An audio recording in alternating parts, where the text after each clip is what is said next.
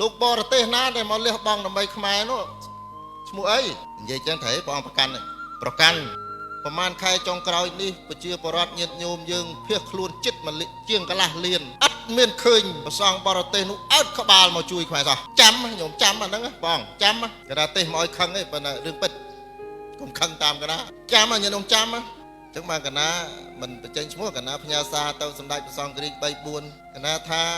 សម្ដេចព្រះអង្គចាស់មេត្តាបើកពិនិត្យមើលផងស្រុកខ្មែរស្រុកថៃពួកកាប់សម្លាប់គ្នាសម្បំមានធរណាជួយទេសនាអីទេកុំស្ងាត់អញ្ចឹងព្រោះព្រះអង្គបរៀនកណាហ្នឹងវាយូរឆ្នាំហើយនៅលើឆាកអន្តរជាតិថាឲ្យធ្វើល្អឲ្យជួយញោមយើងឥឡូវញោមកណាពងមានរឿងជួយផងស្ងាត់ជ្រាប What is the point that you preached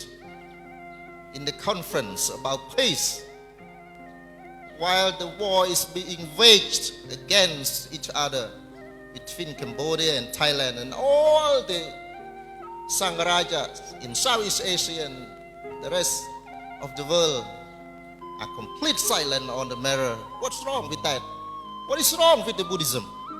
With the Buddhist leader across the globe? What's wrong with that? បីឲ្យខ្មែរនឹងមកជួបគ្នានៅវត្តហើយចេះស្រឡាញ់គ្នាព្រោះដីវាចិត្តអស់ហើយនឹងគេប្រើសាសនាមកលុបក្នុងការជួយជាតិគេប្រើអញ្ចឹងមិននាំនេះថ្មិចភ្នែកទៅឯណាឋានសួគ៌ឯណាបាត់នោះអត់ទេឃើញទេប្របាទអង្គឌួងណាញាតិញោមនេះឯងជាមលុបសាស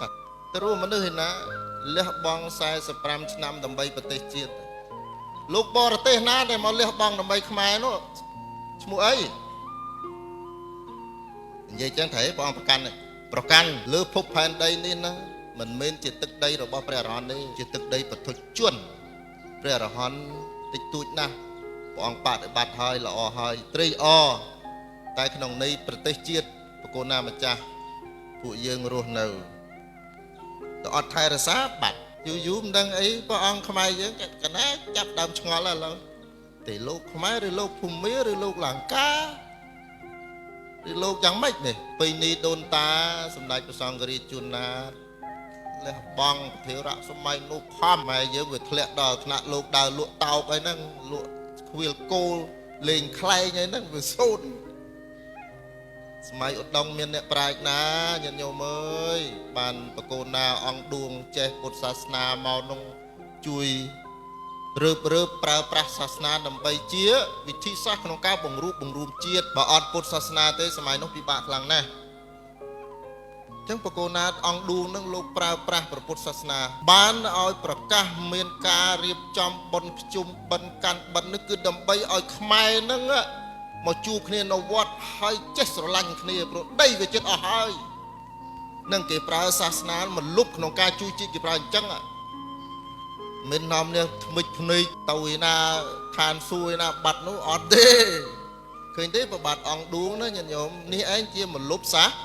សនាពេលពួកកលបុត្រនៅតាមភូមិទាំងឡាយចូលមកកាន់ក្នុងវត្តនេះតែគ្នាវាកណ្ដោយកណ្ដែងញាតិញោមអើយស្រុកយើងវាក្រអញ្ចឹងពួកនឹងរត់មកចូលវត្តជ្រះថ្លាក្នុងប្រសាសនានឹងផងស្រឡាញ់ទឹកដីផងស្រឡាញ់សាសនាចូលមកសាងភ្នោះអញ្ចឹងដល់ក្នុងវត្តនឹង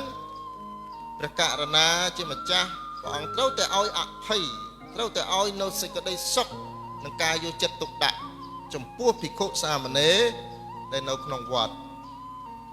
នេះឯងឈ្មោះថាជាមលុបគេរុឆៃយ៉ាហើយនឹងហើយដែលគេហៅថាមលុបសាសនានឹងព្រោះវាកក់ក្ដៅញាតិញោមវត្តយើងក្រ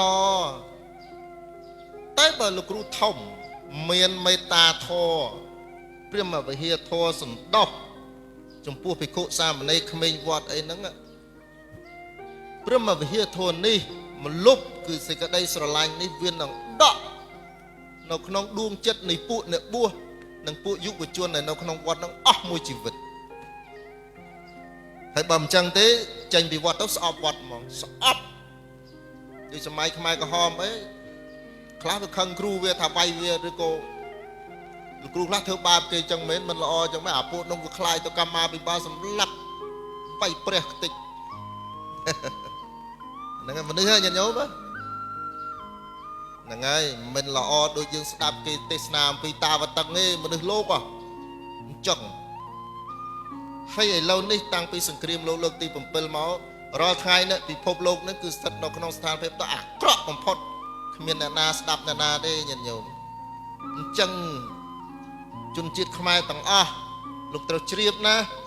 មានរឿងអីគ្មានអ្នកណាជួយយើងទេមានតែញាតិញោមហ្នឹងទាំងអស់គ្នាហ្នឹងប្រសងហ្នឹងកុំទៅសង្ឃឹមឯណារឿងមួយបកូនណាម្ចាស់កាលណារៀនចេះតែដេកគិតប្រហែលខែហ្នឹងសង្កេតមើលខ្មែរយើងនេះវាចិត្តល្អណាស់ពេលប្រទេសខ្លះដែលអាសន្នអន់ក្រនឹងញាតញោមនឹងក្នុងនេះធ្វើផ្កាប្រាក់ហើយបានបច្ច័យបន្តិចតួចយួរទៅឲ្យគេជួយណាដូចជាសេរីលង្កាដូចជាភូមាដូចជាប្រទេសដទៃៗដែលមានរឿងមានវិបត្តិសេដ្ឋកិច្ចក្តីមានរំជួយក្តីដីមានអីទាំងអស់អូរួមទាំងអាណាផងទៅជួយគេដែលឡែកសាសនៈឆាយាមកលុបពីសាសនានេះណាមានសម្រាប់សំខាន់ណាស់ញាតិញោមកណាទេសនាថ្ងៃនេះអត់ស្អប់នរណាទេអត់ខឹងបរទេសណាទេអត់ខឹងខ្មែរណាទេតែទូលប្រកេនអំពីសារៈអ្វីដែលកំពុងតែកើតមានឡើងនៅក្នុងទឹកដីរបស់យើងនិងពិភពលោកជាពិសេសនៅក្នុងវិស័យសាសនាស្រឡាញ់ជាតិខ្លួនជាប្រសង់លោកចាស់មើលលោកអ៊ំមានអ្នកប្រាជ្ញណាអ្នកស្រុកបានបងដឹងហើយលោកអ៊ំមិនអ្នកប្រាជ្ញទេមិនអ្នកប្រាជ្ញទេតែព្រះអង្គបានសុគតដោយស្ងប់ស្ងាត់បំផុតនៅក្នុងចំណោមបរិស័ទខ្មែររាប់សែននាក់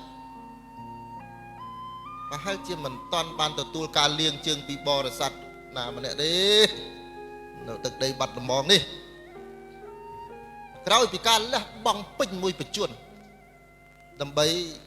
បរិស័ទនិងពុទ្ធសាសនានៅទឹកដីបាត់ដំបង